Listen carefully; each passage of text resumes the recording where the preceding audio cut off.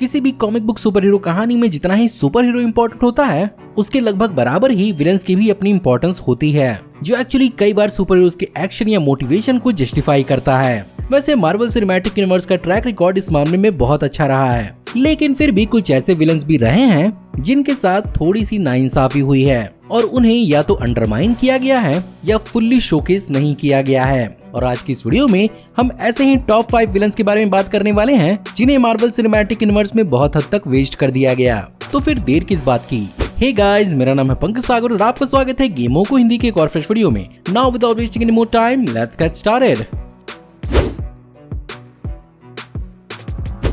Incredible Hulk movie के इस scene के अंदर हमें मिस्टर ब्लू यानी डॉक्टर सैमुअल स्टर्न मार्वल के एक बहुत ही आइकॉनिक हल्क विलन के रूप में टीज किया जा रहा था, जहां पर ये अपने कॉमिक बुक के द लीडर की ट्रू फॉर्म में मार्वल सिनेमैटिक यूनिवर्स में म्यूटेट होता। जहां पर भले ही मार्वल कॉमिक्स के अंदर गामा रेडिएशन ने इसके सर का हरा तरबूज बना दिया हो, लेकिन यही चीज सिंबल होता है इसके फिजिकल के बजाय मेंटल पावर का, जहां पर ये सुपर इंटेलिजेंस के साथ साथ टेलीपैथी और टेलीकिनेसिस करने में भी पूरी तरह से कैपेबल है। मेरे हिसाब से मार्वल सिनेमैटिक यूनिवर्स के अंदर सैमुअल स्टर्न्स एक एवेंजर लेवल थ्रेट भी बन सकता था और बेसिकली मार्वल सिनेमैटिक यूनिवर्स में एवेंजर्स का एक सोली इंटेलेक्चुअल बीइंग से निपटना बहुत ही फ्रेश और इंटरेस्टिंग होता। लेकिन जैसा कि हम सब जानते हैं कि हल्क और उसके कैरेक्टर्स के राइट लंबे समय तक यूनिवर्सल पिक्चर्स के पास थे, मार्वल सिनेमैटिक यूनिवर्स में ब्रूस बैनर की कहानी को जैसे तैसे आगे बढ़ाया गया, तो उससे जुड़े हुए बाकी कैरेक्टर्स की तो भी बात ही छोड़ दीजिए। लेकिन फिर भी इस कैरेक्टर को एवेंजर्स के prelude comic Fury's Big Week में भी टीज किया गया था, यानी अभी ये मार्वल सिनेमैटिक यूनिवर्स में एग्जिस्ट करता है।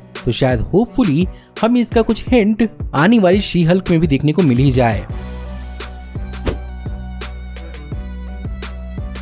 मेरे हिसाब से अब तक मार्वल सिनेमैटिक यूनिवर्स में कोई बेहतरीन क्लासिक सुपर हीरो विलन की तरह दिखा है तो वो था रेड स्कल, जिसके वक्त, हालात और जज्बात को एमसीयू में अब पूरी तरह से चेंज कर दिया गया है और जितना खतरनाक इसे captain America the first Avenger के अंदर दिखाया गया था, उससे कहीं ज्यादा खतरनाक और रूथलेस ये कॉमिक बुक के अंदर है, जहां पर एक जूइश लड़की के रिजेक्शन को ना झेल पाने के चक्कर में इसने उसे मारा और ये नाजी बना, और तो और इसने अपने ही दोस्त को हिटलर के सामने कुर्बान किया। और मार्वल कॉमिक्स में तो इसकी पहुंच इतनी ज्यादा बढ़ गई थी कि एक वक्त हिटलर भी इससे डरा करता था। बट सैडली पहली मूवी में एक ऑसम विलन होने के बावजूद भी इसका इस्तेमाल मार्वल सिनेमैटिक यूनिवर्स में नहीं हो पाया और मॉडर्न टाइम्स के अंदर हाइड्रा के सर्वाइवल और उसके ग्रोथ के पीछे अगर इसके हाथ को दिखाया जाता तो शायद मार्वल सिनेमैटिक यूनिवर्स में थ्रेट का एक नया एंगल देखने को मिलता, जिसके सेटअप की शुरुआत captain America and the winter soldier से हो सकती थी। लेकिन मार्वल सिनेमैटिक यूनिवर्स के करंट हालात के अंदर ये सिर्फ और सिर्फ सोल स्टोन का एक सेल्समैन बन के रह गया है। अब इस बात को कई बार हिंट तो किया गया है कि Red Skull Marvel Cinematic Universe पर अपनी वापसी कर सकता है,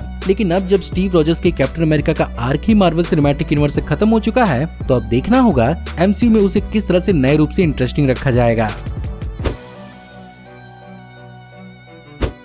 बात जब वन ऑफ विलन्स की हो रही है तो यहाँ पर काइसिलियस का भी नाम आता है, जहाँ पर स्कॉट डायरेक्शन ने इस बात को खुद एडमिट किया था कि उन्होंने जानबूझकर काइसिलियस को डॉक्टर स्ट्रेंज 1 के लिए चुना था, क्योंकि वो बेसिकली डॉक्टर स्ट्रेंज की इमोशनल कॉम्प्लेक्सिटी और मिस्टिकल सॉर्सरी और एबिलिटी को सेटअप करना चाहते थे। ऐसे में उन्होंने काइसिलियस को ब्लैंक स्लेट की तरह दिखाया, लेकिन मूवी के अंदर दिखाए कुछ सीक्वेंसेस इस बात को डिनोट करते हैं कि यहाँ पर वो एक बहुत ही बेहतरीन विलन बन सकता था। जहाँ पर सबसे हैरानी की बात तो यह है कि मैट्स मिकल्सन जिन्होंने इस रोल को प्ले किया है, वो पहले थॉर द डार्क वर्ल्ड के अंदर मैलिकेथ के रूप में दिखने वाले थे, जिसका रोल उन्होंने रिजेक्ट कर दिया था। अब मेरे हिसाब से यहाँ पर मोर ऑफ अ कैरेक्टर से ज्यादा एक्टर की बात है, क्योंकि यहाँ पर मैट मिकल्सन एक बहुत ही बेहतरीन एक्टर हैं, जहाँ पर उनकी हैनिबल सीरीज के अंदर उन्होंने डॉक्टर हैनिबल का एक बहुत ही स्कैरी पोर्ट्रेयल दिया है और शायद वो इस कैरेक्टर के साथ मार्वल सिनेमैटिक यूनिवर्स में कुछ और अच्छा कर सकते थे। सबसे फ्री की बात तो ये है कि कॉमिक बुक के अंदर काइसिलियस एक्चुअली मोडो का स्टूडेंट होता है, जिसे अगर इसकी कहानी को आगे बढ़ाते हुए एज अ शॉकिंग रिवील की तरह दिखाया जाता तो बहुत ऑसम होता।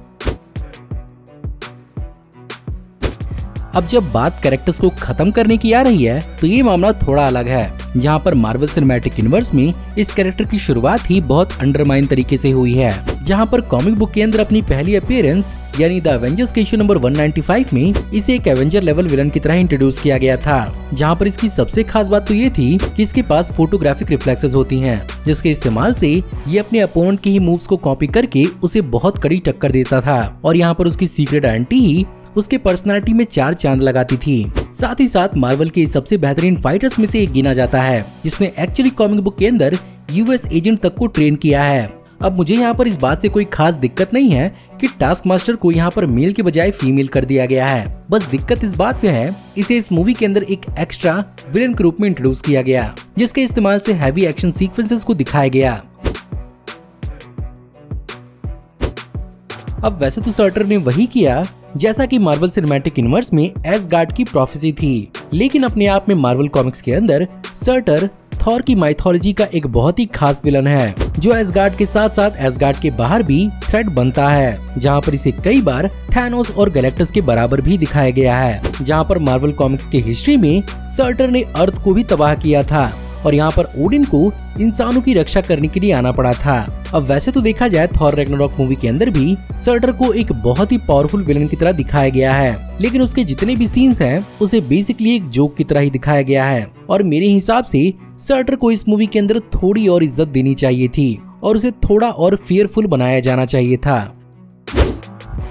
तो गाइज ये थे टॉप 5 सुपर हीरोज जिन्हें मार्वल सिनेमैटिक यूनिवर्स में वेस्ट कर दिया गया। वीडियो को एंड करने से पहले मैं कुछ चीजों को आपको क्लियर करना चाहता हूँ। एक्चुअली ये वीडियो एक टॉप 10 वीडियो होने वाली थी जो डीके डायनेमिक्स यूट्यूब चैनल के कोलैबोरेशन के साथ बनने वाली थी, लेकिन कुछ करंट सिचुएशंस के चलते ये नहीं हो पाया है। इसीलिए डीके डायनेमिक्स यूट्यूब चैनल के साथ हमने मिलकर ये डिसाइड किया है कि इस वीडियो का पार्ट 2 भी इसी चैनल पर अपलोड होगा, जो प्रेजेंट किया जाएगा डीके डायनेमिक्स के द्वारा। इसीलिए अगर आप उस वीडियो को मिस नहीं करना चाहते हैं तो हमारे चैनल को अभी कभी सब्सक्राइब करिए, बेल वाले आइकन को दबाइए। और अगर आपको आज की वीडियो पसंद आई हो तो प्लीज वीडियो को लाइक जरूर करिएगा और हाँ, कमेंट्स में मुझे जरूर बताइएगा कि आपको क्या लगता है और कौन कौन से मार्वल के विलन हैं जिन्हें एमसीयू में वेस्ट कर दिया गया। हमारी आने वाली ऐसे ही ऑसम वीडियोस को देखते रहने के लिए हमारे चैनल को सब्सक्राइब करिए, बेल वाले आइकन को दबाइए और हमारी वीडियोस को बिना मिस किए एंजॉय करते रहिए। और अगर आप चाहें तो इस वीडियो के लिंक को अपने दोस्तों ग्रुप के बीच में जितना हो सके उतना शेयर करें। Thank you for watching, see you in the next video, till then take care, good bye.